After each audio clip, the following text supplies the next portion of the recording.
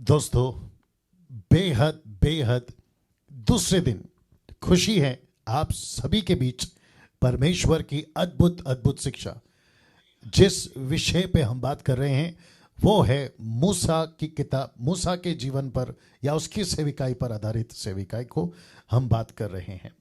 मैं इस वक्त में आशा करता हूं कि आप सभी ने कल की जो मीटिंग है या कल का जो संदेश है आपने उससे ज़रूर ज़रूर आशीष पाया होगा। और आज दूसरा दिन है जो आपके बीच में एपिसोड 2 डे 2 के हिसाब से हम जो हैं आपके बीच में अभी चल रहे हैं। जितनी तादाद में हो सकता है जल्दी जल्दी जुड़ते चले जाएं परमेश्वर की अद्भुत शिक्षा के लिए। ना मुझे पता चला है कल कि काफ़ी लोगों ने घर पर इकट्ठा होकर ग्रुप बनाकर अपने फ़ोन को सेट कर कर जो है आप लोगों ने अच्छी खासी तादाद में जो है टीचिंग को हासिल किया है और आप लोगों ने कल उसे सीखा है। वैसे ही लगातार करते रहें, देख लो चेंज कर लो, वैसे ही लगातार आप लोग करते रहें और जिसके चलते मैं समझता हूं कि बहुत सारे लोग एट अ टाइम परमेश्वर के वचन से आशीष पाते रहेंगे। चलिए दोस्तों, मैं समझता हूं कि आप में से सभी लोग अभी तैयार हो चुके हैं और मैं भी और हमारी जो टीम है यहाँ पे हम लोग बिल्कुल तैयार हैं।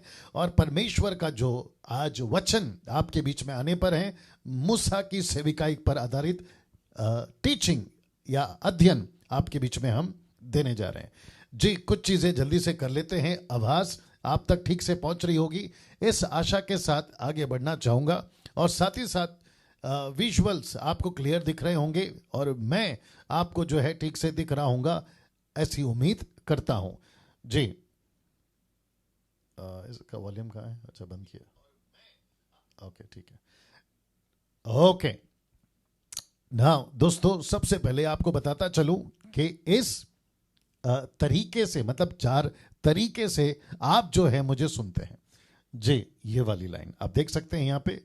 फेसबुक से आप लोग मुझे सुनते हैं, यूट्यूब से आप लोग मुझे सुनते हैं, मेरी जो कलीसिया है वो लोग मुझे सुनते हैं और मसीह मंथन पूरे भारत में नहीं पूरी दुनिया में आप लोग जो है मुझे सुनते हैं। और मैंने कल आपको स्ट्रैटेजी बताई थी कि कैसे कम से कम 25,000 लोग लाइव देखते हैं और साथ में अगर हम उनके फैमिली मेंबर के एक व्यक्ति को गिने तो वो 25,000। तो ऐसे करके 50,000 या 50,000 आप लोग जो है मुझे देखते हैं प्रतिदिन। फेसबुक पे 10 से 15,000, क्या कहते हैं, यूट्यूब पर आप 10 से 15,000 प्रतिदिन आप लोग जो है मुझे देखते हैं। और ये सारे लोग आप जो 4 तरीके से मुझे देखते हैं, मैं आप लोगों से अपेक्षा रखता हूं कि इसी तरीके से आप लोग सबसे पहले खुद उन्नति करें। आपकी उन्नति हो, प्रभु का वचन मकसद मेरा आप तक पहुंचाने का यही होता है कि आपका पर्सनल ग्रोथ हो, आप प्रभु के नज़दीक आए, मसीह के मिशन को समझे, यीशु के कार्य को समझे और जिसके चलते जो है हम बड़ी तादाद में परमेश्वर के लिए कटनी या फसल काट सकते हैं। जी दोस्तों, जैसे ही 400, 300, 400, 500 हो जाते हैं मैं यहाँ से जो है आगे बढ़ना चाहूँगा, तो मैं उसके लिए वेट कर रहा हूँ ना। साथ ही साथ आप लोग YouTube के जितने भी सब्सक्राइबर्स हैं, 1,38,000 सब्सक्राइबर्स अभी तक हो चुके हैं। मैं उसके लिए परमेश्वर का बहुत बहुत धन्यवाद देता हूं और मैं समझता हूं कि ये मेरी रिस्पॉन्सिबिलिटी है, बड़ी जिम्मेदारी मैं इसको लेता हूं आप सभी लोगों को शिक्षित करने का, ट्रेन करने का, और उसकी जिम्मेदारी को मैं बखूबी समझता हूं और जिसके चलते मैं समझता हूं कि परमेश्वर उसमें मेरी अगुवाई कर रहा है आप तक पहुंचने के लिए। साथ ही साथ जितने YouTube पर अभी देख रहे हैं, मैं आपसे ये भी अपेक्षा करता हूं आप मेरे चैनल को दूसरों को सब्सक्राइब करने के लिए रेकमेंड करेंगे, कन्विंस करेंगे कि इन शिक्षाओं को, डैनियल राज की शिक्षाओं को आप जरूर देखें, क्योंकि मैं ऐसा मानता हूं कि बहुत सारी मसीह की देह के लोग, दास दासी, बेटा बेटी, प्रभु के लोग, बहुत सारे लोग जो हैं वो वेट कर रहे होते हैं कहां से मिलेगी सही शिक्षा, हमको कौन देगा सही शिक्षा। तो मैं समझता हूं कि उसके चलते मेरा आप सबका ये फर्ज है कि हम उन तक खरी शिक्षाओं के साथ में पहुंच सके। तो मैं रिक्वेस्ट करता हूं, क्योंकि पैसे तो मैं नहीं कमाता, ना ही ऐसे करने में आपको पैसे लगेंगे, किसी प्रकार का सब्सक्राइब्स का बटन दबाना, आइकॉन का बटन दबाना, उसमें भी पैसे नहीं लगते, बस एफर्ट लगता है, उंगली दबाना, दैट्स इट। तो मैं समझता हूं कि अगर प्रभु के लिए, प्रभु के राज्य के लिए अगर हम इतना नहीं करते हैं तो फिर मतलब क्या हो गया। जी पास्टर डैनियल, आप ऐसा क्यों कहते हैं? मैं आपको बताता हूं ऐसा मैं क्यों कहता हूं। देखिए अभी हमारे पास में ना एक युग है, या ये युग है, 21वीं सदी है हमारे पास में, लेकिन उसके बाद अगर यीशु नहीं आता है, यीशु के आने में देरी होती है, आगमन की बात कर रहा हूं, देरी होती है, कलीसिया को उठा लिया जाना देरी होती है, तो अगली पीढ़ी, क्योंकि यीशु ने खुद कहा हम नहीं जानते, यीशु ने कहा मेरा पिता जानता है कब होगा ये, तो उसके वसीले से बोल रहा हूं, ठीक है ना। और इसके ऊपर मैं टीचिंग दे चुका हूं कि रैप्चर कब होगा, प्री पोस्ट, मिड पोस्ट, क्या कहते हैं, ये जो जितने भी कॉन्सेप्ट है ये 3 तरीके के, इन सभी को लेकर जो है आपके बीच में रैप्चर के ऊपर टीचिंग दे चुका हूं। तो वापस कहता हूं कि 22वीं पीढ़ी तक ये वीडियो पहुंचना चाहिए, इस प्रकार की शिक्षाएं वहां तक पहुंचनी चाहिए, जिसके चलते ये सारी बातें मैं आपके बीच में रखता हूं ना। दोस्तों मैं जानता हूं कि आप ये कर सकते हैं, इसलिए आपसे अपेक्षा कर रहा हूं ना। 380 लोग जुड़ चुके हैं, मैं वेट कर रहा हूं, जैसे ही 400 का आंकड़ा क्रॉस होता है हम जो है आज की जो स्टडी है उसको स्टार्ट करना जारी रखेंगे। फेसबुक के लोगों से मेरी अपेक्षा है, फेसबुक पर आप लोग जो हैं, आप जितने भी जुड़ते हैं, ओके, फेसबुक पर आप लोग जितने भी जुड़ते हैं, आप लोगों से रिक्वेस्ट है, आप जो हैं अपनी प्रतिक्रिया, टीचिंग की प्रतिक्रिया, आपको कैसा लगता है वो कमेंट बॉक्स में आप जारी रखें। हार्ट का सिंबल या थंब का सिंबल ये लगातार टिक टिक टिक टिक चलता रहना चाहिए, ये अपेक्षा। जी 400 लोग हो चुके हैं, अब मैं समझता हूं कि यहां से मुझे जो है टीचिंग स्टार्ट करना शुरू करना होगा ना। मुझे ये भी पता चला है कि एक वक्त था, वो चाहे प्रकाशित वाक्य की किताब हो, दानियल की किताब हो, और इवन उत्पत्ति, 1000 के आसपास तो लोग पहुंच ही जाते थे। उसकी वजह यह है कि लॉकडाउन पूरी तरह से नहीं खुला था, नौकरियां नहीं स्टार्ट हुई थी, बिजनेस नहीं स्टार्ट हुए थे, चर्चेस नहीं स्टार्ट हुए थे। अब सब कुछ खुल चुका है, जो गांव में थे वो शहर आ गए, और जो शहर में थे वो नौकरी पे जाने लगे, और कलीसियाएं स्टार्ट हो गई हैं, और जिसके चलते सब अपने अपने जो काम है या नौकरी या रिस्पॉन्सिबिलिटीज है, आप वहां पर बिजी हो गए हैं। तो 8 से 9 तक का जो टाइम है, मैं समझता हूं कि सबके लिए पॉसिबल नहीं होता होगा, जिसके चलते जो संख्या है लाइव आने की, मैं समझता हूं कि उस पर कटौती हुई है। कोई दिक्कत नहीं है, क्योंकि 2 जगह पर जो है, फेसबुक, एक यूट्यूब, हम जो है वीडियो अपलोड कर देते हैं, और वहां से आप लोग जो है बकायदा देखते हैं। आप लोग मुझे मैसेज भी करते हैं कि पास्टर डैनियल अपलोड के बाद में हम जरूर देखते हैं, लाइव नहीं देख पाते, मैं उस बात का ख्याल रखता हूं ना। दोस्तों मैं समझता हूं कि ये 4 जगह से आप मुझे देखते हैं। मसीह मंथन को ज्वाइन कर लीजिएगा, पेज को लाइक कर लीजिएगा, क्योंकि मसीह मंथन बड़ी तादाद में, बड़े प्रभावशाली तरीके से, बहुत ही इफेक्टिवली मसीह के देह के लिए पूरे भारत में और पूरे विश्व में काम करने जा रहा है ना। दोस्तों आज का अध्ययन, जी, the study on the ministry of Moses with pastor Daniel Raj ना। दोस्तों मैं चाहता हूं, या चेहरे पे अंधेरा है ना, या तो क्या कर सकते देख लीजिएगा, लाइट का तो चक्कर है, तुम लोग बोले ठीक था, देख लीजिएगा। ओके नाउ दोस्तों वापस आते हैं डे 2 एपिसोड 2, मतलब दूसरा दिन और एपिसोड दूसरा। कल का एपिसोड अपलोड हो चुका है और उसको अच्छी तादाद में आप लोग देख चुके हैं, मैं इस बात की जानकारी मुझे है। चलिए वापस आते हैं। अच्छा एक और चीज, कल किसी ने कहा था कि पास्टर डैनियल टीचिंग के वक्त में आप शब्द को रिपीट करते हैं ना। मैं समझता हूं कि वो जरूरी है।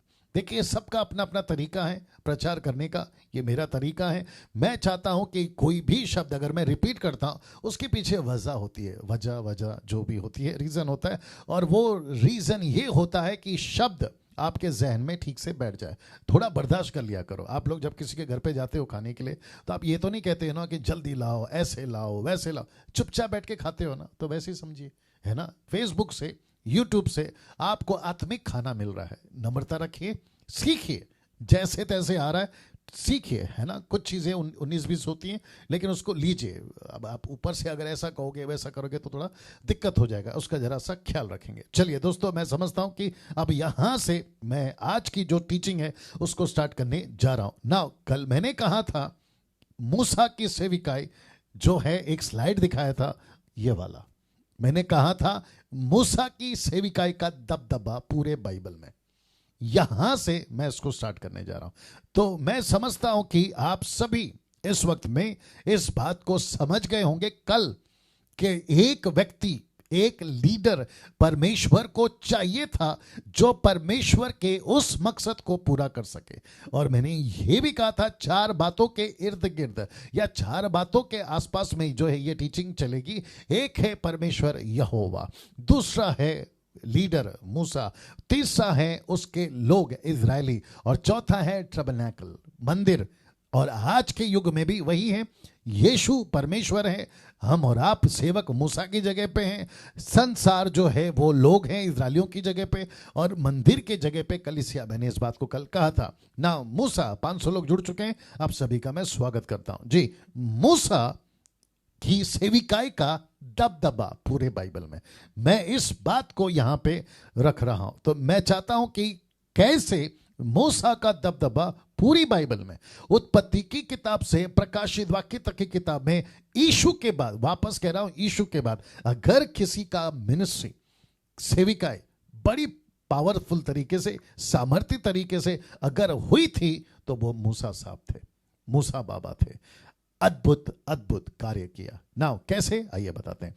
मूसा के नाम का जिक्र, जी अब रिपीट कर रहा हूं तो वो बहन कहेगी आप एक शब्द को रिपीट क्यों करते हैं, तो मैं उसको कहूंगा चुपचाप लेते रहिए जो आपके प्लेट में परोसा जा रहा है। वापस आते हैं, मूसा के नाम का जिक्र क्या और कैसे।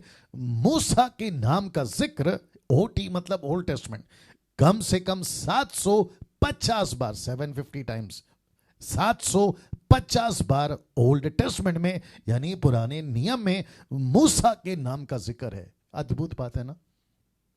ऐसा और इतनी तादाद में यीशु और परमेश्वर के बाद अगर मैं समझता हूं किसी का है, इस आदमी का है। 750 बार, उत्पत्ति से प्रकाशित वाक्य तक की बात नहीं कर रहा हूं, सिर्फ ओल्ड टेस्टमेंट की बात कर रहा हूं, और 80 बार न्यू टेस्टमेंट में इस व्यक्ति का नाम। तब आप सोचिए, कम से कम अब आप सोचिए 830 बार टोटल बाइबल में क्या हुआ, 800, थोड़ा ध्यान रखो, 830 बार जो है मूसा की किताब, मूसा का नाम बाइबल के अंदर हम देखते हैं। इतनी जबरदस्त थी मूसा की सेविकाई। अब मैं वापस कहता हूं कि मूसा का या मूसा की सेविकाई का दबदबा पूरे बाइबल में ना। दोस्तों इसको देखिए, यीशु के वक्त में मूसा का कार्य, मूसा की सेविकाई, हम सभी जानते हैं। यीशु के वक्त में अगर यीशु से मिलने कोई आए थे 2 व्यक्ति, एक है मूसा और दूसरा है एलिया। उसका जिक्र आपकी लूका की किताब उसका 9वां अध्याय वचन 29 में आप और हम इसको पढ़ सकते हैं। आप यहां पे देख लीजिएगा, लिखा है कि जब वह, यानी यीशु, लिखा है कि जब वह प्रार्थना कर ही रहा था तो उसके चेहरे का रूप बदल गया और उसका वस्त्र श्वेत होकर चमकने लगा, और देखो, सबसे पहला नाम है मूसा। लिखा है देखो, और देखो मूसा और एलिया, ये 2 पुरुष उसके साथ बातें कर रहे थे। क्या अद्भुत है। अब क्या बातें कर रहे थे इसका खुलासा नहीं है बाइबल में, ना यीशु ने किया है और ना मूसा ने और ना किसी चेलों ने। किसी तरीके का, किसी भी प्रकार का खुलासा 4 किताबों में नहीं है, मत्ती मरकुस लूका योना में नहीं है। अब वो क्या बात कर रहे थे नहीं जानते, लेकिन मैं समझता हूं कि हम अंदाजा लगा सकते हैं। मूसा कौन था? प्रीचर। एलिया कौन था? मिरेकल वर्कर, सामर्थ्य में काम करने वाला। ये दोनों के दोनों अगर यीशु से बात कर रहे हैं, और देखिए कभी कभी है ना दिमाग से बात चली जाती है, नहीं समझ में आता है, हमारा जो दिमाग है ना वो काम करना बंद कर देता है। क्या वजह रही होगी कि मूसा और एलिया यीशु के साथ बात कर रहे हैं? क्या वजह रहा होगा ना? मैंने जैसे कहा कि हम अंदाजा लगा सकते हैं। हम सभी को पता है कि मूसा एक प्रचारक था, और हमको यह भी पता है कि एलिया सामर्थ्य में काम करने वाला, उसकी पहचान इस तरीके से थी, नबी था, चीजें हो जाती थी, कभी आग गिराता था, कभी पानी गिराता था, ना जाने किस तरीके का काम उसने किया, जिसको देखकर एलीशा इतना प्रभावित हो गया कि वो कह बैठा कि एलिया आपके अंदर जो पावर है ना उसका डबल मुझे चाहिए। तो आप अंदाजा लगाइए, ऐसे 2 पावरफुल लोग एक बहुत ध्यान से सुनिएगा, ऐसे 3 तरह के कैरेक्टर्स वहां पड़े हुए थे मतलब वहां ऑलरेडी थे। एक है पतरस, दूसरा है यूहन्ना और तीसरा है याकूब। आप देख सकते हैं यहां पे ये वाले। मैं सिर्फ पिक्चर इसलिए रखता हूं ताकि आपको कनेक्ट कर सकूं। तो ये तीनों सोच रहे होंगे कि हमको अभी तक पता था, क्योंकि 4000 साल के आसपास में एक व्यक्ति जिसका मूसा का जिक्र होता चला रहा है, एक ऐसा व्यक्ति जिसका नाम है एलिया होता चला रहा है। और इनको ऐसा लगा, क्योंकि यीशु ने पूछा था, अगर आपको याद होगा मत्ती की किताब उसके 16वें अध्याय में, कि लोग मेरे बारे में क्या कहते हैं। तो पतरस ने कहा कि आपकी चर्चा ऐसी है बाहर कि कोई कहता है जॉन द बैप्टिस्ट है, कोई कहता है एलिया है, कोई कहता है यिर्मयाह है, और कोई कहता है भविष्यवक्ताओं में से एक है। लेकिन यहां पे परमेश्वर ने, कौन? ऑलमाइटी गॉड, पिता परमेश्वर ने ये आवाज भेजी दूसरी बार। पहली बार कहां है? आपका मत्ती का किताब उसका 3:16 में। दूसरा कहां है? यहां पर है। और तीसरा जो आखिरी है यूहन्ना की किताब उसका 12वां अध्याय वचन 26 में, 26 से अगर आप आगे पढ़ोगे तो इसका मतलब है ऊपर से आवाज क्या आई थी? मूसा को रखकर, एलिया को रखकर, और यीशु बीच में था। आप देख सकते हैं आवाज क्या थी पता है? आवाज थी कि ये मेरा प्रिय पुत्र है, इसी की सुनो। अब आप सोच के देखिए, मेरा प्रिय पुत्र है, इसकी सुनो। वचन 35 को मैंने नहीं डाला है, 35 वर्ष में कहता है इसकी सुनो। तो इसका मतलब क्या है? हम सभी को बहुत ध्यान से सुनिएगा, हम सभी को एक वक्त था मूसा का सुना, हम सभी को एक वक्त था हमने एलिया को सुना। अब आपको पता है वक्त किसका है? वक्त यीशु का है। हमको किसका सुनना है? The book of Hebrew chapter 1 verse 1 निकाल के रखिए। इब्रानियों 1:1 नीताजी डाल दीजिएगा।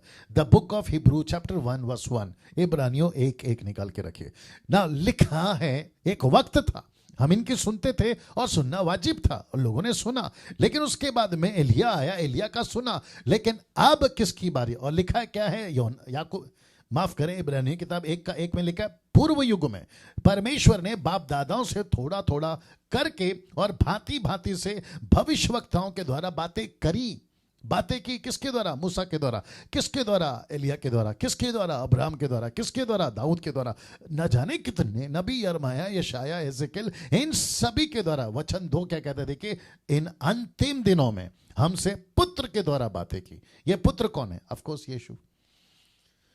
वाह अब आप सोचिए दोस्तों, यीशु की आवाज सुनने के लिए ऊपर से आवाज आई, मेरे बेटे की सुनो। और आपको पता है ये तीनों को पता चल गया होगा। मूसा था, प्रेज गॉड। एलिया था, प्रेज गॉड। लेकिन अब सबका बाप आ गया है, और वो बाप यीशु है। जी दोस्तों, मैं रिपीट करता हूं कि वो बाप यीशु है। सबका बाप, हिंदू का, मुस्लिम का, सिख का, ईसाई का, बुद्धिस्ट का, पासी का, आदिवासी का, रोडपति, करोड़पति, ऐसा वाला, वैसा वाला, पैसा वाला, इन सब का बाप यीशु है। मानो या ना मानो, बहस का विषय है, अलग रखो। बहस करनी है फिर कभी। सच्चाई यही है कि सृष्टि का कर्ता, इस सृष्टि का क्रिएटर, इस चीजों को बनाने वाला ऑलमाइटी गॉड अगर कोई है तो वो यीशु है। वो यीशु है। यूहन्ना का किताब उसका 1 अध्याय 1 से देना मुझे। एक और कनेक्शन देता हूं, क्योंकि बीच में मैंने कहा था ना, उत्पत्ति की किताब में ऊपर बैठा है इमैनुअल। मैं जो स्लाइड्स दिखा रहा हूं उसको कहते हैं मैनुअल, और जो आपके सामने खड़ा रहकर बात कर रहा है या बैठकर बात कर रहा है उसको कहते हैं डैनियल। Emmanuel, Manuel, Daniel. जी, 1 का 1 से। नाउ जानते हो क्या लिखा है? लिखा है यीशु के बारे में, लिखा है आदि में वचन था, वचन परमेश्वर के साथ था, वचन परमेश्वर था, यही आदि में परमेश्वर के साथ। इन द बिगिनिंग, आदि का मतलब समझते हैं? इन द बिगिनिंग, यही आदि में परमेश्वर के साथ था। अब सुनो वचन 3, लिखा है सब कुछ उसी के द्वारा उत्पन्न हुआ। सब कुछ, एवरीथिंग, सब कुछ मतलब सब कुछ, पेड़ पौधे, जानवर, इंसान, सूरज, चांद, प्लैनेट, ग्रह, सब कुछ। आप दुनिया की किसी भी चीज को उठाकर पूछ लो किसने बनाया? मसीहा ने बनाया। किसने बनाया? यीशु ने बनाया। एस्तुस ग्रीक में, यीशु ने बनाया। सब कुछ उसी के द्वारा उत्पन्न हुआ, और जो कुछ उत्पन्न हुआ उसी में से कोई वस्तु उसके बिना उत्पन्न नहीं हुई। तो इसका मतलब क्या है? यीशु की सुनो। मैं यहां इसलिए रुक गया था ताकि आपको कन्वे कर सकूं, आपको समझा सकूं कि कैसे यीशु मसीह ने, जब बातें हो रही थी मूसा एलिया के साथ, तो ऊपर से आवाज आई कि अब यीशु की सुनो। यीशु की सुनो। यीशु कौन है दोस्तों? यीशु मूसा का परमेश्वर है।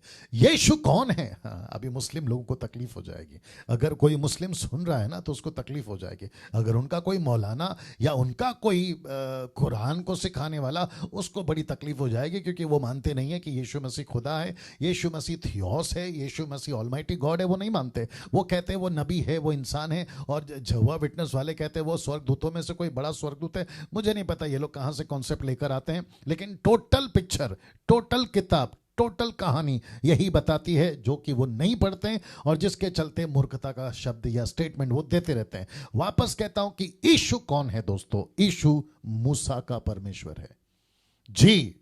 यीशु एलिया का परमेश्वर है। यीशु दानियल जो प्रॉफिट था ना बाइबल का, उसका परमेश्वर है। यीशु अब्राहम का परमेश्वर। इसलिए यीशु ने कहा कि इसके पहले कि मैं, अब्राहम के पहले मैं था, इसके पहले कि अब्राहम, मैं पहले था, यीशु ने कहा। और शास्त्री फरीसी का दिमाग का ढक्कन उड़ गया। बोला ये आदमी क्या बोल रहा है? इसलिए हाथों में पत्थर उठा लिया, पहाड़ से उसको ऊपर से फेंकने की बात करी। जब यीशु मसीह ने एक ऐसी लुक, एक ऐसी नजर से देखा, वो सब पीछे हट गए। वो बात अलग है कि यीशु मसीह चुटकी बजाता, 12 पलटन स्वर्गदूत नीचे आ जाते और उनको पीस के रख देते, वो बात अलग है। लेकिन यीशु ऑलमाइटी गॉड है। तो बात यहां पर हो रही है मूसा की, कि मूसा का दबदबा, वापस आता हूं, मूसा का दबदबा सेविकाई में दोस्तों कुछ इस प्रकार से था कि यीशु को सेविकाई के वक्त में जब यीशु यहां थे, वहां तक जो है वो यीशु से मिलने आया था या बातें करने आया था या उसको भेजा गया था। ये सारी बातें मैं आपको बता रहा हूं और मैं समझता हूं कि बहुत ज्यादा इंटरेस्टिंग आदमी है ये, जिसका नाम है मूसा। ना मूसा, और एक कनेक्शन आ रहा है वो भी दे देता हूं। आपको पता है नास्तिक, आस्तिक, जो विश्वास नहीं करते वो, जो विश्वास करते हैं वो, साइंटिस्ट, इवन साइंटिस्ट, और साथ ही साथ में मुस्लिम कौम, बुद्धिस्ट कौम, हिंदुज्म और क्रिश्चियंस और जूइज्म, ये सब तो इनको पूछिएगा मूसा कौन है, ये नहीं कह पाएंगे कि हम मूसा को नहीं जानते। अब आपको शॉकिंग न्यूज देता हूं। आपको पता है इंसान तो इंसान मूसा को जानते थे। मैंने इसलिए लिखा था कल और आज भी डाला हूं और साथ ही साथ यूट्यूब पे भी मैंने डाला है कि मसीह इतिहास में पहली बार ऐसी शिक्षा मूसा की सेविकाई पर हो रही है। और मुझे इस बात का घमंड है कि परमेश्वर ने प्रकाशन दिया है अपनी मसीह की दह के लिए। प्लेटफॉर्म मसीह मंथन बना, प्लेटफॉर्म या जरिया डैनियल राज बना, ये अलग बात है, लेकिन ऐसी शिक्षाएं आप तक पहुंच रही है, मैं इसका धन्यवाद देता हूं। मैं शायद संडे को कहीं पे प्रचार कर रहा था जहां पर मैंने ये कहा कि ऊपर से लेके नीचे तक मसीह की देह बीमार है। कहाँ लिखा है? यशाया की किताब निकालो, यशाया की किताब पहला अध्याय वचन 5 से आगे पढ़ोगे, आइजाया चैप्टर 1 वर्स 5। अगर कोई डालना चाह रहा है, नीता जी आप लोग डाल सकते हैं। अच्छा, जितने एडमिन्स हैं वो सभी एक्टिव रहेंगे प्लीज जी। Isaiah chapter 1 verse 5 onwards. तो मैं उनको कह रहा था कि कलीसिया ऊपर से लेकर नीचे तक आज बीमार है। तो जो व्यक्ति बीमार है ना, हॉस्पिटल में स्ट्रेचर पे लेटा है ना, उसको इस वक्त में बिरयानी नहीं खिलाते, उसको पाया का सूप नहीं पिलाते, उसको क्या कहते हैं ना, बर्गर नहीं खिलाते, कहीं का कोई पिज्जा नहीं खिलाते, उसको खिलाते हैं कड़वी दवा, उसको देते हैं इंजेक्शन, उसको देते हैं कैप्सूल, उसको देते हैं टैबलेट, उसको देते हैं टॉनिक, ये देते हैं। और जब वो पी खा रहा होता है ना, तो वो कहता है कि कितना कठोर है ये डॉक्टर, कितनी सख्त है ये नर्स, कितने क्या कहते हैं ना, कैसे पत्थर दिल वाले हैं मेरे परिवार के लोग, मुझे देखो कैसा टॉर्चर करे। बस उस आदमी को कौन समझाए कि बेटा तेरा इलाज हो रहा है। वैसे ही कलीसिया का इलाज हो रहा है। मैं आपको पहले बता देता हूं कि मैं कहां कनेक्ट करने वाला हूं। तुम बलवा कर करके क्यों अधिक मार खाना चाहते हो? तुम्हारा सिर घाव से भर गया और तुम्हारा हृदय दुख से भरा है, पांव से सिर तक कहीं भी कुछ भी आरोग्यता नहीं, केवल चोट और कोड़े की मार के चिन्ह और सड़े घाव, देख रहे हो, सड़े घाव, और जो ना दबाए गए, ना बांधे गए, ना तेल लगाकर नरमाए गए। पकड़ो इसको। इसका मतलब है कि कलीसिया की बात हो रही है, इजराइल की बात हो रही है, लोगों की बात हो रही है। और इसका कनेक्शन मैंने उनको कल दिया, संडे को दिया था, और मैंने कहा था कि कलीसिया आज बीमार है। क्यों मैं ऐसा क्यों कह रहा हूं, मैं आपको वो भी बता देता हूं। क्योंकि कुछ लोग ऐसा हो सकते हैं कि डैनियल भाई हमको है ना अभिषेक की बात करो, अनॉइंटिंग की बात करो, पावर ऑफ गॉड की बात करो, एनकाउंटर विद क्राइस्ट की बात करो, फीलिंग इन द स्पिरिट की बात करो। हमको बताओ कि 9 वरदान कैसे मिलते, हमको बताओ कि हम सुपर नेचुरल लाइफ में कैसे जी सकते हैं। तो मैं कहना चाहता हूं उनको जो ये सुनना चाहते, मूर्खो तुम, और उनको कहना चाहता हूं जो प्रचार करते, मूर्खो तुम। जो चीज पहले से दे दी गई है उसके पीछे क्यों भाग रहे? ये सब कुछ तुम्हारे अंदर है। वाह, वापस आना होगा। 700 लोग जुड़ गए हैं। फिर से कहना चाहता हूं, आखिर तक बने रहिएगा। मैं फिर कहना चाहता हूं, अभिषेक कहां है? तुम्हारे अंदर। पवित्र आत्मा कहां है? तुम्हारे अंदर। तुम कौन हो? नेचुरल नहीं, सुपर नेचुरल हो। यही तो लिखा है ना कि जो मसीह में है वो नई सृष्टि है। फिर उसके लिए अलग से टीचिंग, उसके ऊपर 7-8 पॉइंट्स, उसके ऊपर अलग से कन्वेंशन, उसके ऊपर अलग से कॉन्सर्ट और कॉन्फ्रेंसेस। क्यों? जो चीज आपको मिल गई है आप उसके लिए क्यों चीख चिल्ला रहे हो? आपको दे दिया गया ना। अब आपको क्या चाहिए पता है? सेवा कैसे करें। अब आपको क्या चाहिए पता है? दूसरों को प्रभु के राज्य में कैसे लाएं। अब आपको क्या चाहिए पता है? परमेश्वर क्या चाहता है, उसकी मर्जी को जानो। ये सारी चीजें नहीं। अभी जो संडे आएगा ना, मेरा प्रचार उसी के इर्द गिर्द में रहेगा, उसको जरूर सुनेगा। तो मैं कनेक्ट कर रहा था कि मूसा, उसका दबदबा इस तरीके से था कि उस व्यक्ति ने गजब का काम किया था। और मनुष्य तो मनुष्य, मुस्लिम्स इसको जानते हैं, इस आदमी को जिसका नाम है मूसा। वापस दिखा देता हूं, फिर आऊंगा। इस आदमी का नाम, जिसका नाम है मूसा, हिंदूज इसको जानते हैं, जूइश सवाल ही नहीं, साइंटिस्ट, नास्तिक, एथिक सभी जानते हैं उसको, अंधविश्वासी, विश्वासी सब जानते हैं इसको। इसके बारे में किसी को भी पूछे, किसी भी कंट्री को पूछे, पता है क्यों? इतनी लंबी चौड़ी मिनिस्ट्री ये आदमी कर चुका, गजब का काम किया है। अब इंसान तो इंसान, आपको जोर का झटका धीरे से दे रहा हूं, इंसान तो इंसान, एक ऐसा स्वर्गदूत जिसका नाम है माइकल, एक ऐसा स्वर्गदूत था, अब वो बन गया शैतान जिसका नाम है लूसीफर। इन दोनों की आपस में बातें हुई तो लूसीफर पूछता है गैब्रियल माइकल से, आप माइकल हैं, ये फोटो में आप जो देख रहे हैं, मेरे पास में ये इमेज मिला, गूगल से मैंने डाल दिया। लूसीफर पूछता है मिकाइल से, मूसा की डेड बॉडी का है। आइए वचन बताता हूं।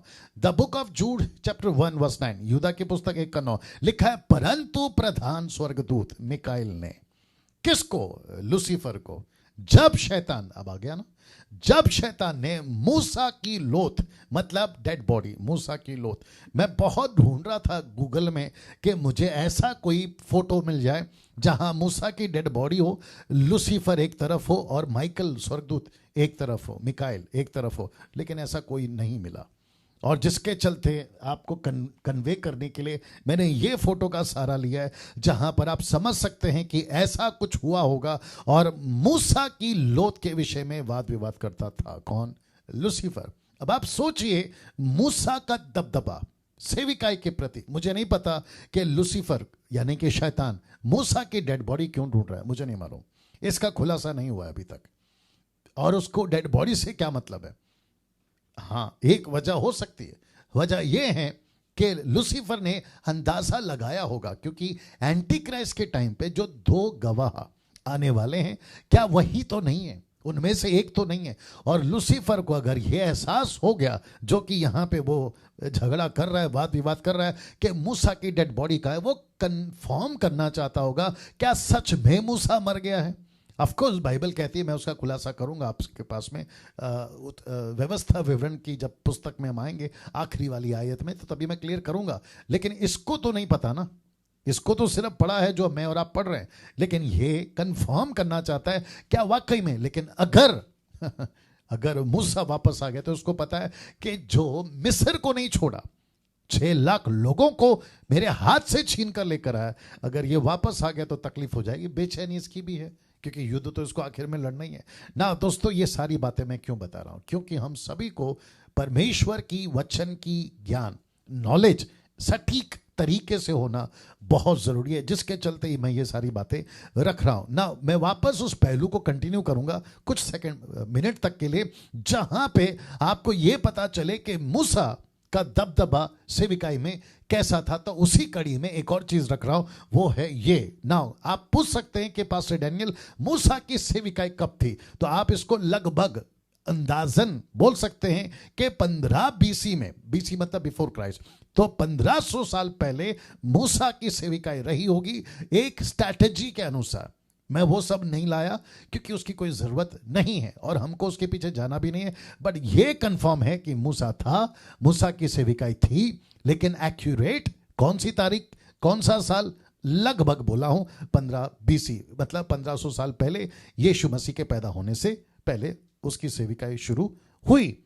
ना दोस्तों, अब एक ऐसा कैरेक्टर या एक ऐसा व्यक्तित्व या पर्सनैलिटी आपके बीच में रख रहा हूं, जिस पर्सनैलिटी ने, बहुत ध्यान से सुनिएगा, मेरे साथ बने रहिएगा, 740 लोग जुड़ गए हैं, आप सभी को रिक्वेस्ट करता हूं कि आखिर तक बने रहिएगा ना दोस्तों। एक ऐसा व्यक्तित्व, एक ऐसी पर्सनैलिटी, एक ऐसा क्या कहते हैं ना, व्यक्तित्व जिसने इस व्यक्ति को जन्म दिया, जिसको हम कहते हैं मूसा, इस व्यक्ति को जन्म दिया।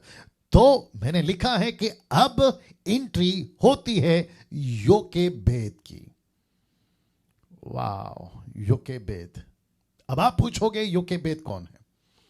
योकेबेद कौन है? बहुत ध्यान से सुनना। योकेबेद, जिसका चित्र मैंने रखा है आपके बीच में, जो मुझे आपको कन्वे करना था, समझाना था कि कुछ इस तरीके से हो सकती है मूसा की मां, जो मूसा की मां थी, आप नीचे देख सकते हैं। Wonderful Jesus. आपको जितना मिल रहा है ना, लेते रहिए।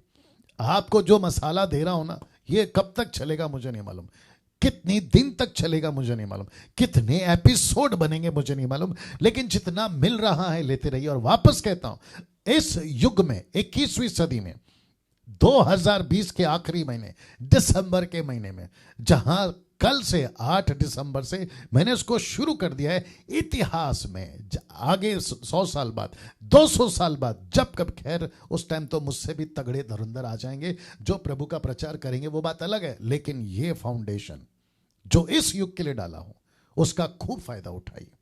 चलिए वापस आते हैं। अब एंट्री होती है योकेबेद, जो मूसा की मां थी। प्रश्न उठता है, कौन थी योकेबेद? कौन थी योकेबेद? कौन थी? जानना चाहोगे? मुझे नहीं पता आपका कभी ध्यान इस पर गया या नहीं गया, आपने कभी इस पे फोकस किया नहीं किया, मुझे नहीं मालूम ये कौन थी। तो ब्रैकेट में, मूसा के पिता की आंटी। बाप रे, मूसा के पिता की आंटी। आंटी का मतलब है हिंदी शब्द फुफी। फुफी किसको कहते हैं? पिता के, मूसा के पिता के भाई, पिताजी के भाई की बहन। माय गुडनेस, उसको कहते हैं फुफी, उसको कहते हैं आंटी। पास्टर डैनियल कहां लिखा है? निर्गमन की किताब, उसका 6:20 में। आइए पढ़ते क्या लिखा हुआ है। मेरा हाथ ठीक है, दिख रहा है पूरा? ओके, दिख रहा है। ओके, लिखा है अमराम, नॉट अब्राहम, अमराम, मूसा का पिता, जो अपनी फुफी आंटी, पिता की बहन, मैंने कहा था ना, पिता की बहन योकेबेद को ब्याह लिया, मतलब उसे शादी किया, और उससे हारून और मूसा उत्पन्न हुए। लेकिन मुझे नहीं पता कि इसमें मरियम का नाम क्यों नहीं है, क्योंकि मरियम भी मूसा की बहन है, जो कि आगे मैं आपको बताऊंगा उसका क्या क्या कहते हैं, डिटेल है, या उसका क्या भूमिका है। हाँ, भूमिका शब्द अच्छा है, तो जिसके चलते मैं क्लियर करूंगा ना। दोस्तों वापस आ रहा हूं कि अब्राहम, मूसा का पिता, ने अपनी फुफ्फी आंटी से शादी की। My goodness. अक्सर देखा जाता है जब कोई पुरुष शादी करता है तो अपने कम उम्र वाली से शादी करता है। यह हर युग में, हर समाज में, हर कल्चर में, हर धर्म में, धर्म वर्ड यूज नहीं करना चाहिए, लेकिन फिर भी आपको समझ आया इसलिए बोल रहा हूं, ठीक है ना। हर रिलीजन में यही होता है, वो देश हो, विदेश हो, आदिवासी हो, I mean, हर इंसान को दिमाग है यार, मां की उम्र वाली से कौन शादी करेगा? अपने से 10-20 साल, 15-20 साल उम्र वाली से कौन शादी करेगा? और इस व्यक्ति ने किससे शादी किया? जिसका नाम है अमराम। मूसा के पिता ने, अमराम जिसका नाम है, अपनी फुफ्फी आंटी से शादी की। अब आप लोग सब अभी मुझे सुनकर है ना, थोड़ी देर के लिए चकरा गए होंगे, और मैं खुद भी चकरा गया था जब मैं इसको स्टडी कर रहा था। मैंने बोला गजब है। और मेरे 27 साल के मिनिस्ट्री में मुझे 1 हफ्ता पहले पता चला कि योकेबेद अमराम की आंटी है। Can you believe this? अब आपके मन में प्रश्न उठ रहा होगा, पास्टर डैनियल कैसे कोई आंटी से शादी करता है? चलो करा उन दिनों की बात थी, अब तो उनको फांसी नहीं चढ़ा सकते या उनको नीचे लाके पूछ नहीं सकते, ये तो नहीं कर सकते ना, लेकिन कम से कम ये तो पूछ सकते हैं कि क्यों करा। ये तो पूछ सकते हैं ना क्यों करा, वजह क्या है? आइए वजह बताते हैं। तो एक ऐसी उम्र वाली औरत जिससे मूसा के पिता ने शादी किया, जिसको मैं कह रहा हूं योकेबेद से शादी करा, जो काफी ज्यादा उम्र वाली थी। ऐसा क्यों? मूसा की मिनिस्ट्री में उम्र, मूसा की मिनिस्ट्री में एक्सपीरियंस, तजुर्बा, आई थिंक मेरा सही शब्द है तजुर्बा, एक्सपीरियंस की बातें आपको बहुत ज्यादा दिखने को मिलेगी, और विशेष करके मूसा के सेविकाई में। मैं आपको अभी से बता देता हूं। और उन दिनों में भी आई थिंक एक एग्जांपल देता हूं, ठीक है? ओके, मेरा लैपटॉप आपको दिख रहा होगा। मेरे घर पे 2 लोग हैं, एक मेरी लड़की, दूसरा मेरा लड़का। अगर मुझे ये लैपटॉप लेकर, मैं कहता हूं कि मैं बाहर हूं, मुझे लैपटॉप चाहिए, और जितनी जल्दी हो सके उसको लेकर आओ, भाग के लेके आओ। आप भी मुझे बताएं, मैं भी अभी बता देता हूं, इन दोनों में से मैं किसको ये जिम्मेदारी दूंगा? Common sense. मैं उस व्यक्ति को ये जिम्मेदारी दूंगा जो इसको निभा सकता है, जो इसको ठीक से पकड़ सकता है, जो मेरी तरफ, मेरा बहुत इंपॉर्टेंट काम है उसकी तरफ दौड़ के आ सकता है। अगर मैं छोटू को दूंगा, मतलब जो मेरा बेटा, उसको दूंगा, मुझे उसको पक्का यकीन है, उसकी बात सब, उसको पक्का यकीन है मैं काम कर सकता हूं, लेकिन मुझे टाइम लगेगा। और मेरे सामने 2 अनुभव वाले, एक है उम्र कम, एक है उम्र ज्यादा, एक है अनुभव कम, एक है अनुभव ज्यादा, और जिसके चलते मैं समझता हूं कि मैं रिस्पॉन्सिबिलिटी बड़े वाले को दूंगा। वैसे ही, बहुत ध्यान से सुनिएगा, वैसे ही मूसा, अभी मैं मूसा को लैपटॉप नहीं बोल रहा हूं, आप उसको गलत मत समझिएगा, एग्जाम्पल दिया था मैंने, नहीं तो विचित्र प्राणी लोग उसके ऊपर भी वीडियो बनाएंगे। ओके, वापस आते हैं। मूसा एक ऐसा व्यक्ति जिसको संभालना बहुत जरूरी था। अब आप लोग कनेक्ट कर रहे होंगे, और आप लोग कनेक्ट भी हो गए होंगे कि योकेबेद से शादी क्यों करी, और योकेबेद मूसा की मां क्यों बनी, और कौन सी परिस्थिति में मूसा पैदा हुआ। जैसे जैसे एपिसोड आगे बढ़ेगा, जैसे जैसे दिन आगे बढ़ेंगे, एक एक चीज का कनेक्शन मैं आपको देता चला जाऊंगा। आइए बताता हूं कि योकेबेद एक ऐसी मां थी जिसने 3 महीने तक मूसा को छिपाए रखा। अब आप सोचिए, एक ऐसी महिला, उसको ठीक करो, ओके डिस्टर्ब हो रहा है, बोलो, ठीक है? एक ऐसी महिला एक ऐसी महिला जिसने मूसा के पैदा होते ही 3 महीने तक छिपा के रखा। मुझे लगता है आज या कल, वक्त के हिसाब से मैं देखूंगा कि मैं कब कनेक्ट करूंगा।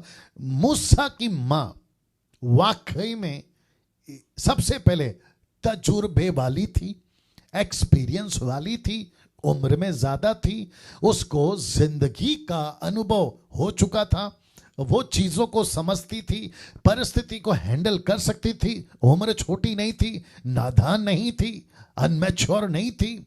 ये सारी क्वालिटी जिसको मैंने अभी कहा, समझदारी, मैच्योर, परिपक्व उम्र वाली, अंदाज को समझ सकती थी, परिस्थिति को समझ सकती थी, ये सभी खूबियां इस औरत में थी, मूसा की मां योकेबेद में थी। और परमेश्वर ने इस महिला को चुना, अब्राहम से कहा कि तुझे इससे विवाह करना है, और इसने 3 बच्चों को जन्म दिया, एक आपका मूसा, दूसरा हारून, तीसरा मरियम। और जिसके चलते मैं समझता हूं कि ये ऐसी महिला जिसने 3 महीने तक मूसा को छुपा के रखा। क्यों? जैसे मैं आपको पहले चैप्टर में जब आऊंगा, निर्गमन की पुस्तक, याद रखिए हमने अभी तक किसी पुस्तक को नहीं छुआ है, ये करूंगा मैं आगे, आप लोग मेरे साथ में बने रहिएगा। लेकिन 3 महीने तक ये अपने बच्चे को छिपा सकती है। अब आप सोचो, इसने मुझे लगता है अभी बता देता हूं बच्चे को क्यों छुपाया 3 महीने तक। आप देख लीजिए, लिखा है बच्चे को छुपाया क्यों। उसकी एक वजह है। मिस्र में इजिप्ट के लोग, जो राजा फिरौन था, उसने ये हुक्म निकाला था, मैं कनेक्शन बताऊंगा जब आऊंगा, उसने ये हुक्म निकाला था कि जो भी बेटा पैदा होगा उसका कत्ल कर दो, और जो बेटी होगी उसको बचा लो। बेटा को क्यों कत्ल कर दो, उसके पीछे आत्मिक वजह भी है और सामाजिक वजह भी है, मैं जब आऊंगा तब बताऊंगा। लेकिन ये औरत जिसका नाम है योकेबेद, इसने कहा कि नहीं बॉस, तुमको जो करना है करो, लेकिन मेरे बच्चे को यानी कि मूसा को मैं मरने नहीं दूंगी। और उसने 3 महीना छुपाया। क्या स्ट्रैटेजी बनाई होगी नहीं पता, इसने कैसे छुपाया नहीं पता, इसने कैसे तरीके से कहां कहां भागी नहीं पता, लेकिन ऐसा लिखा है कि उसने 3 महीने तक छुपाया। और जब 3 महीने के बाद इसको पता चला कि अब नहीं हो सकता है, तो उसको कहते हैं प्लान बी। एक प्लान 1A और दूसरा है प्लान बी। और जब इसको पता चला कि और नहीं छुपा सकती, तो फिर उसने ऐसी रणनीति बनाई जिसको कहते हैं स्ट्रैटेजी। एक ऐसी रणनीति बनाई नील नदी में, जहां पे फिरौन की बेटी या फिर उसके लोग या उसकी सहेलियां, स्विमिंग पूल बोल लीजिए आप लोग, नहाने की जगह पर जब थी, तो उसने एक ऐसी युक्ति बनाई और अपनी बेटी यानी मूसा की बहन मरियम के द्वारा ऐसी रणनीति बनाई कि यह बच्चा नील नदी में तो डाला जाए, नील नदी में रखा जाए, लेकिन ऐसी योजना बनाकर, इसलिए लिखा योजना बनाकर छोड़ देना। अब आप सोचिए, वो टोकरी, वो कौन सी लकड़ी, उसके ऊपर किस तरीके का लेप या ऐसा प्रोटेक्शन कि पानी अंदर ना आ सके। मूसा का जहाज योकेबेद, मूसा के जहाज में 8 लोग, मूसा की जो टोकरी थी उसमें योकेबेद ने जो बनाया ताकि वो एक बच्चा जो महान लीडर बनने वाला था उसको बचा सके। ये कौन कर सकता है? जवान लड़की नहीं कर सकती, अनमैच्योर लड़की नहीं कर सकती, किसी की पत्नी जो चीजों को नहीं जानती। और यही वजह है कि अमराम ने एक ऐसी महिला से शादी किया जो उसकी उम्र में ज्यादा थी, जिसको कहते हैं आंटी से शादी किया, फूफी। अब आप सोचिए दोस्तों, नील नदी में योजना बनाकर छोड़ देना, मिस्र में जाकर मूसा को पालना। देखो क्या रणनीति बनाई थी कि ये मिस्र में बच्चा, मूसा खुद का बच्चा है, राजा की बेटी फिरौन उसको जाकर कहती है कि इसको पालेंगे। इसकी ओरिजिनल माँ किसने कहा? मरियम ने। मुझे लगता है आज नहीं हो पाएगा, मैं देखता हूं कैसे होगा, ठीक है ना। क्या रोल था मरियम का, क्या रोल था माँ का, मैं ये सब कनेक्ट करूंगा, देखता हूं आज, नहीं तो कल तो है ही हमारे पास में। ऐसी योजना बनाकर मूसा को मिस्र के घर में, जहां से हुक्म निकला था कि कत्ल कर दो, उन्हीं के घर में अपने बच्चे को पाल रही है और अपने बच्चे को पालने का पैसा भी मिल रहा है। Can you believe this? गजब का काम इस महिला ने किया ना। अब मैं चाहता हूं कि एक बात आपके नॉलेज में डालूं, क्या है वो, आइए देखते हैं। क्या आप जानते हैं मूसा के पैदा होने से लेकर मूसा के 40 वर्ष तक, मैं रिपीट करता हूं, हां कनेक्शन दे देता हूं, क्या आप जानते हैं मूसा के पैदा होने से लेकर मूसा के 40 वर्ष होने तक मूसा को बचाने या संभालने 5 महिलाओं को परमेश्वर ने मूसा को बचाने के लिए इस्तेमाल किया। वाह, 5 महिलाएं। जी वापस आता हूं, 5 महिलाएं, टोटल 5 महिलाएं।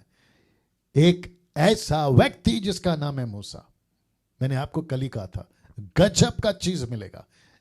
वापस कहता हूं, कब तक चलेगा नहीं पता, लेकिन जो मिल रहा है लेते चले जाइएगा। ऐसा लिखा है 5 महिलाओं को परमेश्वर ने मूसा को बचाने के लिए इस्तेमाल किया। अब आप पूछोगे 5 कौन? आइए बताता हूं, क्योंकि आप में से कई लोग जानना भी चाहते हैं, इसलिए रख दिया। निर्गमन की किताब, उसका पहला अध्याय वचन 15, क्या लिखा है पता है?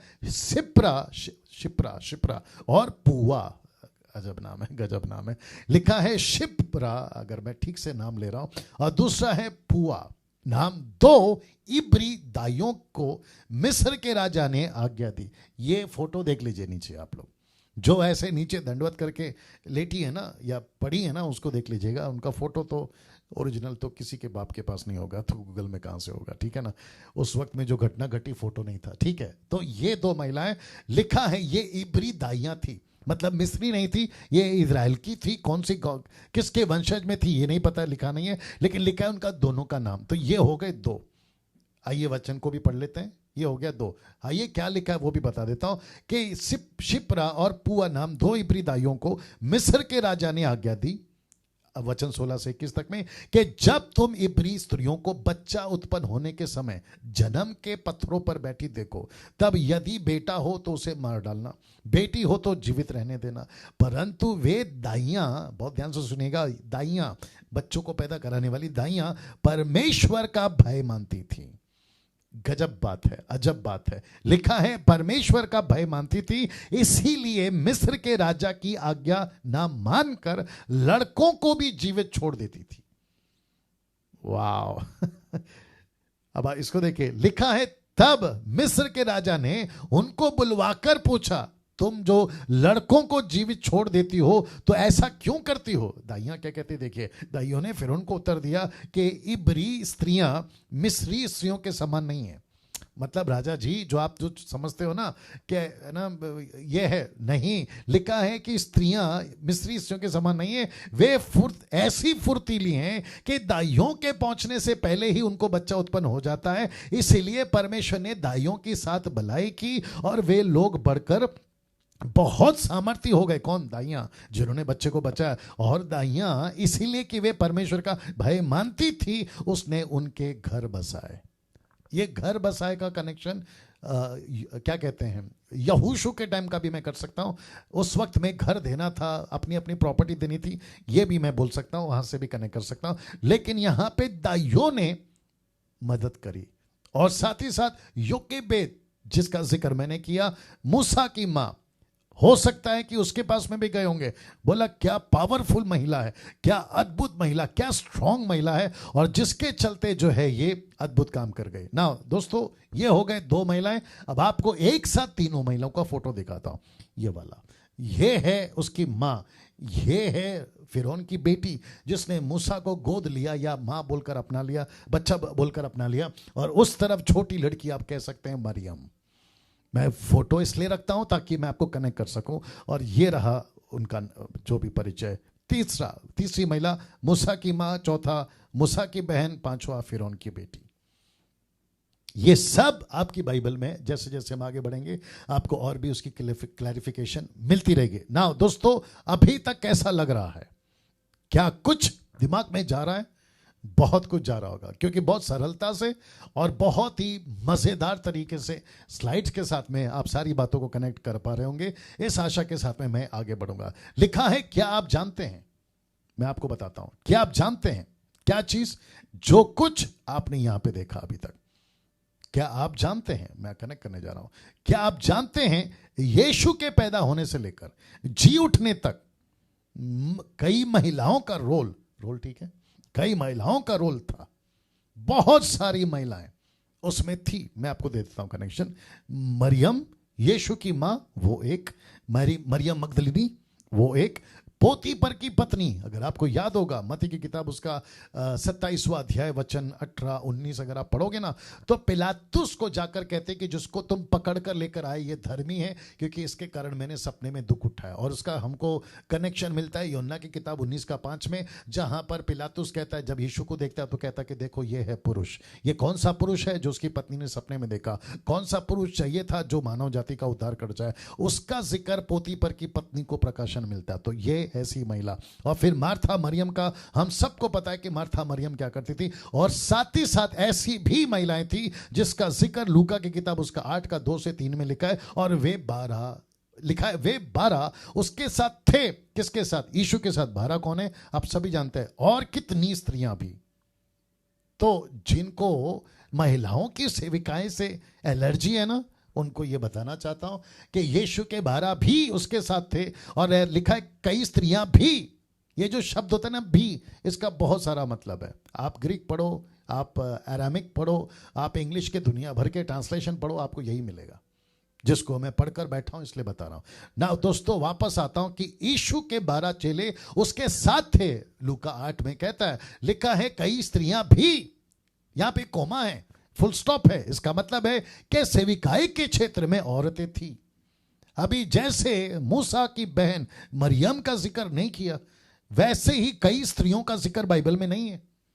लड़कियां पैदा होती थी मूसा के टाइम पे, माफ करें, उत्पत्ति की पुस्तक के टाइम पे मैं बता चुका हूं ना। जितने पुरुष पैदा होते थे उसका रिकॉर्ड है, सब ठीक है। जितने पुरुष पैदा होते थे उनका रिकॉर्ड है, लेकिन जो लड़कियां पैदा होती थी, बेटियां पैदा होती थी, उसका रिकॉर्ड नहीं है। तो इसका मतलब क्या है? वापस कहता हूं, मैं शुरू से कहते आ रहा हूं और खास करके 1 साल से तो कहते आ रहा हूं कि जब हम बाइबल को पढ़ते हैं तो बुद्धि से पढ़ना है। इसलिए यीशु ने कहा शास्त्री फरीसियों को लूका के 10:26 में, तुम क्या देखते हो, तुम क्या पढ़ते हो, कैसे पढ़ते हो, इसके ऊपर इन्फेसाइज करो या इसके ऊपर फोकस करो। इसका जिक्र यीशु ने किया। कुछ अधूरे ज्ञान वाले सेवक, कुछ नॉट मूर्ख, महामूर्ख, जिन्होंने सेविकाएं का बेड़ा गर्क करके रखा हुआ है, महिलाओं को टोटली इग्नोर किया हुआ है। ऐसी संस्थाएं जहां पे महिलाओं के लिए लिस्ट बनी है, कहां तक आ सकती हैं, कहां तक नहीं आ सकती, क्या कर सकती हैं, क्या नहीं कर सकती, कितना बोल सकती हैं, कितना नहीं बोल सकती, यहां तक काम करेंगी तो वहां तक काम नहीं करेंगे, ऐसा रूल बना के रखा हुआ है। ऊपर बैठा परमेश्वर बोलता है, कलीसिया मेरी है, मैंने तुमको चुना है, तुम तो मेरे भी बाप बन गए। मैं इतना सख्त क्यों रहता हूं प्रचार के टाइम पे? गुस्सा बहुत है। क्यों गुस्सा है? जिसको कहते हैं ना बाहर की भाषा में, तंगी में आटा गीला, इधर वैसे ही गरीबी है, वैसे ही आटा नहीं है, ऊपर से तुम आ रहे हो पानी डालते जा रहे हो। तो जब तुम पानी ज्यादा डाल दोगे तो फिर हम रोटी कैसे बनाएंगे? ये बाहर की कहावत को कनेक्ट कर रहा हूं। वैसे ही यहां डिसाइपल्स कम है, यहां वर्कर्स कम है, यहां मजदूर कम है, और जो तैयार होते हैं उसमें भी तुम एक लाइन खींचते हो कि पुरुष इतना कर सकता है, पुरुष महिलाएं इतना नहीं कर सकती। अच्छा, फिर हवाला किसका देते हैं, मतलब वसीला किसका देते हैं, रेफरेंस कौन सा देते हैं? 1 Corinthians 14:34-35, first Timothy chapter 2 verse 14 onwards, 12 onwards. फिर कहते हैं कि देखो यहां पौलुस ने कहा महिलाएं चुप रहे। अरे पहले ये तो पता लगाओ कि वो महिला है कौन, वो किसी की बीवी थी, उसको कहा चुप रहे? तुमने तो पूरी दुनिया को, बीवी को चुप करा दिया, सारी महिलाओं को चुप करा दिया। ये तमाशा है साहब। तो इसके ऊपर तो काफी वीडियो बना चुका हूं, लेकिन मैं समझता हूं, इसका चार्जर दे दो लैपटॉप का, जल्दी देना जी दोस्तों। 1 मिनट दीजिए। या तब तक थोड़ा सा पानी पी लेते हैं। ये गजब का टॉपिक है, कौन महिलाएं। ओ नीचे गिर गया। मसीह मंथन ऐसे किसी स्टेटमेंट को नहीं मानता। हम महिलाओं को प्रमोट करते हैं, और मेरी टीचिंग में आपको महिलाएं हमेशा ये मिलेगा सुनने को, पास्टर बन सकती हैं, प्रभु भोज दे सकती हैं। कौन? महिला, लेडीज, वुमेन, जिनको परमेश्वर ने चुना है, मैं उनकी बात कर रहा हूं। और परमेश्वर ने सबको चुना है, कोई दो राय नहीं है। हम सब परमेश्वर का बेटा बेटी हैं, जो यीशु में है। और रोमियो उसका 7:14 जो कि कहता है हम सबको परमेश्वर की आत्मा की अगुवाई मिली है, तो हम उसके बेटा बेटी हैं, वो पता लगे। तो महिलाएं पास्टर बन सकती हैं, सेविकाएं कर सकती हैं, प्रभु भोज दे सकती हैं, बपतिस्मा दे सकती हैं, मैयत, बरियल, फ्यूनरल सब कर सकती है जो एक पुरुष कर सकता है। बीच में एक महामूर्ख बोल रहा था, नाम नहीं बताऊंगा, कहते हैं कि बच्चे पैदा करके बताए। कौन? पुरुष, जैसे महिलाएं करती है। जैसे बच्चे पैदा नहीं कर सकते पुरुष, तो महिलाएं कैसे बन सकती जैसे पुरुष कर सकते हैं? क्या लॉजिक है? कोई मतलब का नहीं, इसलिए कहा महामूर्ख। बाकी आप लोग समझदार हैं। वापस आते हैं 12 पुरुषों के साथ ऐसा लिखा है, कितनी स्त्रियां भी। तो इसका मतलब क्या है? इसका मतलब है कि यीशु के साथ में थी ना, उसको अलग तरीके से, या फिर यीशु के साथ जो महिलाएं थी वो कौन थी और वो क्या करती थी, उसके ऊपर एक पर्टिकुलर हिस्सा। ऐसे नहीं कह सकते कि यही करती थी, कॉन्टेक्स्ट के बाहर बात नहीं करना। जो दुष्ट आत्माओं से और बीमारियों से छुड़ाई गई थी, और वे यह हैं, अब इसको कहते हैं ये वह है, मरियम जो मगदलिनी कहलाती थी, जिसमें से 7 दुष्ट आत्माएं निकाली थी, हेरोदेस की भंडारी खोजा की पत्नी योआना और सुसन्ना और बहुत सी और स्त्रियां। नाम अद्भुत है। ये तो अपनी संपत्ति से उसकी सेवा करती थी। अब इसका कुछ लोग, उल्टे सीधे लोग, महामूर्ख टाइप, अधूरे ज्ञान के लोग कहते हैं कि पास्टर डैनियल इसके लिए वो साथ में थी। अब ऐसा लिखा है कि वो यही करती थी? ऐसा नहीं लिखा है ना। ये करती थी लिखा है ना, उसके 12 चेलों के साथ, यीशु के साथ, और कितनी स्त्रियां भी। इसको भी तो पकड़ो। और मुझे मत सिखाओ कि 120 में महिला नहीं थी, ये मत सिखाओ। और मुझे मत बताओ यूएल की किताब 2 अध्याय, प्रेरितों की किताब 2 अध्याय, और मुझे मत बताओ रोमियो का 16:1 में जहां पे ये लिखा है कि फीबे एक पास्टर नहीं थी। मेरा फिर उसमें चला जाएगा टाइम। नाउ ये सब की सब परमेश्वर यीशु के साथ में सेविकाएं करती थी। नाउ कुछ लोग कहते हैं कि पास्टर डैनियल ऐसा नहीं लिखा है, वैसा नहीं लिखा है, तो फिर हम कैसे किसी बात को लेकर? अब तुमको दिक्कत है साहब, तो तुम अपने पास रखो, सबके ऊपर क्यों थोप रहे हो? बाइबल जिस चीज को नहीं कहती उसके ऊपर क्यों बता रहा? अच्छा, एक स्टेटमेंट मेरे पास है, उसके आगे तो बहस ही खत्म हो गई। एक स्टेटमेंट है, कौन सा है? देखिए, परमेश्वर की मर्जी अपने मकसद को पूरा करने के लिए परमेश्वर किसी का भी इस्तेमाल कर सकता है। पुरुष, स्त्री, मछली, गधी, गधी ठीक है, गधी, कौवा, कौवा का गड़बड़ है शायद। एनीवे, वापस आते, पुरुष, स्त्री, मछली, गधी, कौवा। ये कौवा है, आपको अगर ठीक नहीं लग रहा तो देख लीजिएगा, बाद में देखते हैं, ठीक है ना। तो इसका मतलब है जी, इसका मतलब है पुरुष का इस्तेमाल कर सकता है उसकी मर्जी, स्त्री का इस्तेमाल कर सकता है उसकी मर्जी, मछली का इस्तेमाल कर सकता है उसकी मर्जी, गधी का इस्तेमाल कर सकता है, डोंकी, फीमेल डोंकी, उसका इस्तेमाल कर सकता है उसकी मर्जी, कौवा का इस्तेमाल कर सकता है उसकी मर्जी। मैंने कबूतर नहीं लिखा है, कबूतर, कबूतरी, आप जो भी बोलना चाहें, उसका इस्तेमाल कर सकता है उसकी मर्जी। लेकिन ये फोटो भी देख लीजिए, तब का मंदिर हो या आज की कलीसिया, उसकी मर्जी। वो यहां पुरुषों को इस्तेमाल कर रहा है, उसकी मर्जी। यहां स्त्रियों का इस्तेमाल कर रहा है, उसकी मर्जी। यहां उसने गधी, मछली, कौवा का इस्तेमाल किया, उसकी मर्जी। अब वो कलीसिया में किसी का भी इस्तेमाल करे, उसकी मर्जी। तुम होते कौन हो अपना मुंह फाड़कर ये कहने के लिए कि औरत काम नहीं कर सकती? तुम होते कौन हो? तुम परमेश्वर को सिखाओगे? इतिहास को उठाकर देखो, आपको पता चलेगा कि क्या अद्भुत काम परमेश्वर करता आया। वो चाहे पुरुष हो या स्त्री हो, सबका रोल बराबर है। फर्क इतना था कि जहां यीशु ने चुना बेथलेहम, मिडल ईस्ट में, मिडल ईस्ट का कल्चर अलग है, वहां का उठना बैठना अलग है। यहूदियों का समाज में महिलाओं को ज्यादा प्रमोट नहीं किया जाता है, तो वो कल्चर अलग है। लेकिन कॉन्सेप्ट पूरा चेंज हो जाता है यीशु मसीह के जी उठने के बाद। एंड क्या था वो second last word? It is finished. ये पूरा हुआ, व्यवस्था का काम पूरा हुआ। मंदिर का पर्दा ऊपर से नीचे तक फट गया है। यीशु मसीह ने लहू का वाचा हमको दे दिया है। हम कलीसिया हैं, दुल्हन है, वाचा के लोग हैं और परमेश्वर के बुल्लाहट, एम्बेसडर। अब कितनी बड़ी बात है। इसलिए तो लिखा है ना, पहला पत्र 2:9 में, हम सब चुने हुए वंश, याजक, पददारी। तो याजक का नाम औरत को भी है। तुम क्या बात करते हो? पास्टर नहीं बन सकती? बाइबल कहती है वो तो याजक है। महायाजक, याजक, हाई प्रीस्ट, चुने हुए लोग, रॉयल प्रीस्टहुड। और क्या चाहिए औरत को नाम? ये सब तो बाइबल देती है, तुम कहां से बीच में आ गए? तो ऐसी वाली हरकतें ना करो कि महिलाओं को तुमने रोक के रखा है, जिसके चलते मैं समझता हूं कि गजब का काम हो सकता था, लेकिन कुछ लोगों की मूर्खता के चलते उनका काम रुका है। बट मसीह मंथन जो है ऐसे लोगों को प्लेटफॉर्म देता रहेगा और काम करता रहेगा ना। दोस्तों, समाप्ति पे आ रहा हूं। अब 2 प्रश्न, क्योंकि 9 बजे का टाइम मैंने दिया था। अब 2 प्रश्न। कौन सा प्रश्न है? लिखा है, क्यों चाहिए था इजराइल का राष्ट्र? क्यों चाहिए था मूसा?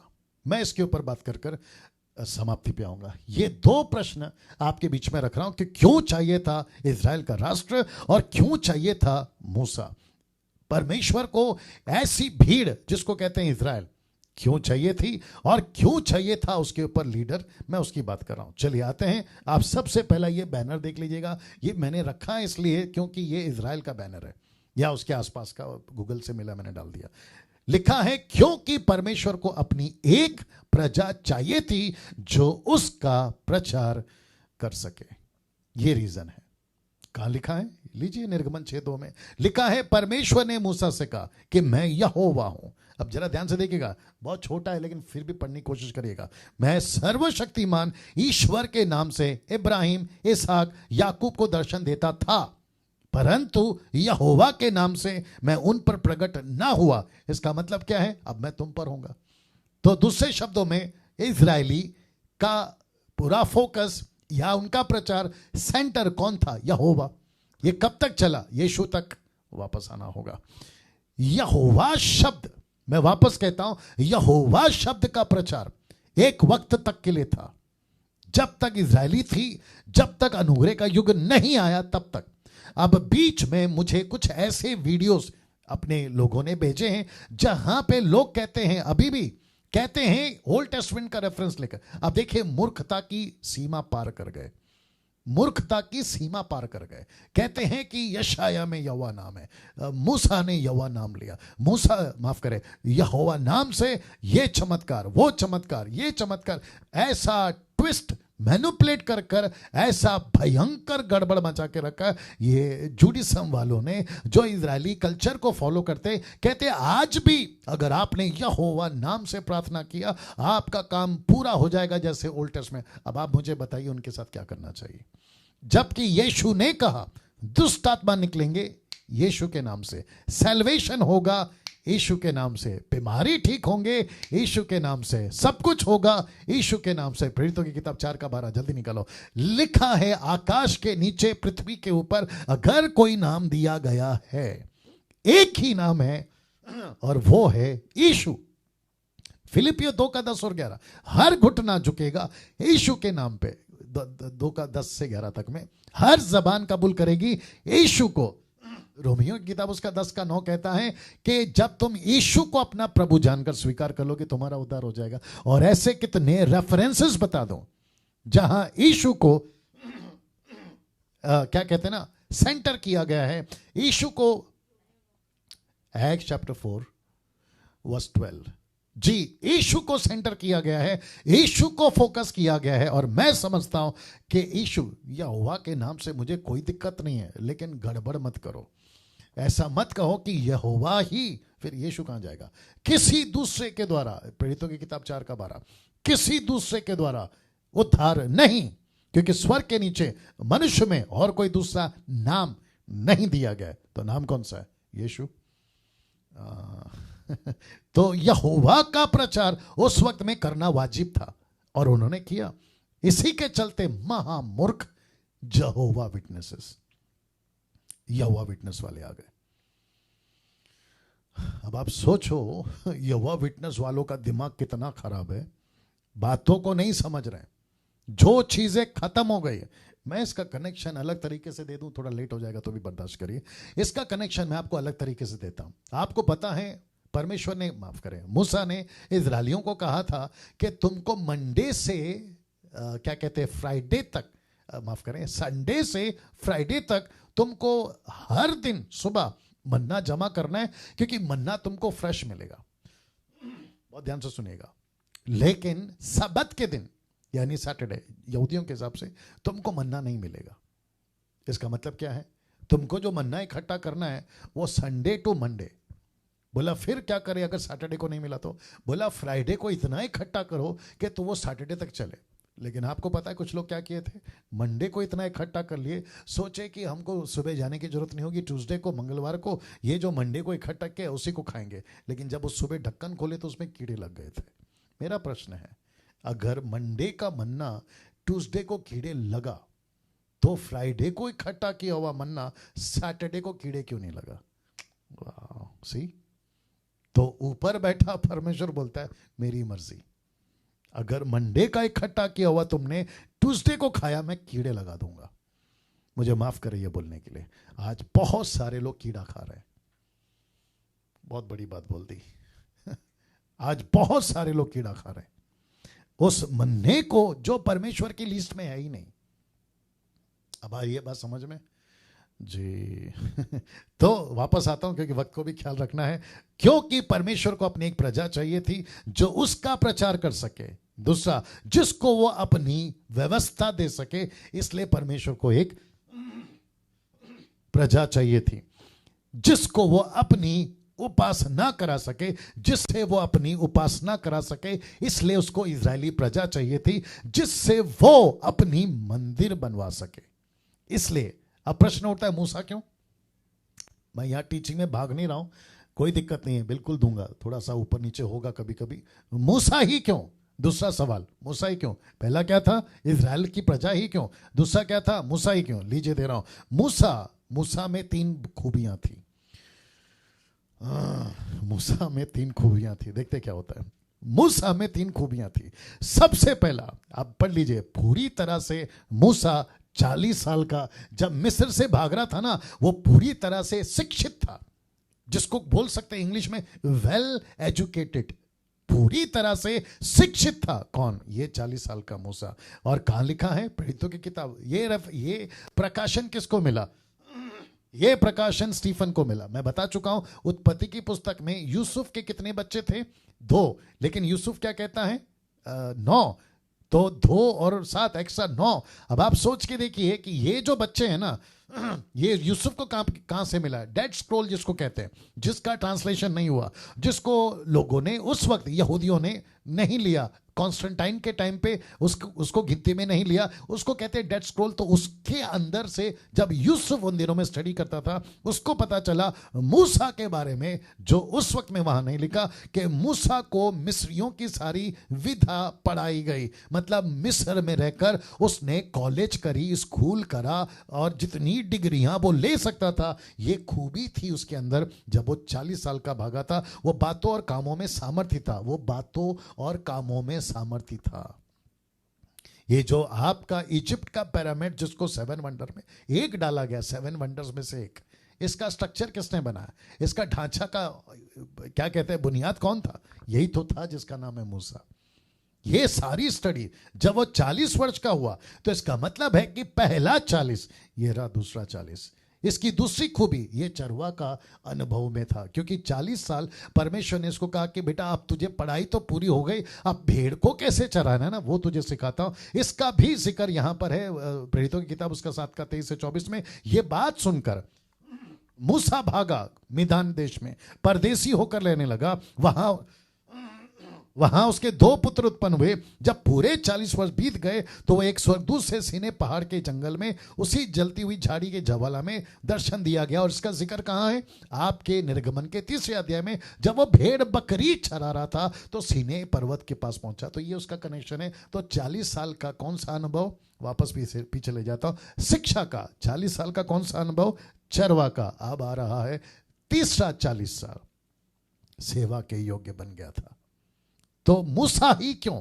परमेश्वर ने मूसा को ही क्यों चुना? क्योंकि इसमें खूबी थी। और एक कनेक्शन देता हूं जो मैंने नहीं डाला, मूसा लेवी वंश का था। लिवाइट्स, लेवी का मतलब क्या है? जो परमेश्वर की सेवा करेंगे। ये किसी गोत्र में नहीं आते, लेकिन ये सबके गोत्र में आते हैं, क्योंकि सबके गोत्र का दशमांश, सबके गोत्र का ऑफरिंग, क्या कहते हैं, सैक्रिफाइस, जो भी मिलता था, ये इनको मिलता था। क्योंकि और ये उसी गोत्र में से आता है, जिसके चलते मैं कह रहा हूं कि ये लेवी के वंश का था, गोत्र का था, जिसके लिए इसको सेवा मिली। और एक कारण मैं आपको दे दिया। तीसरा है सेवा के योग्य था।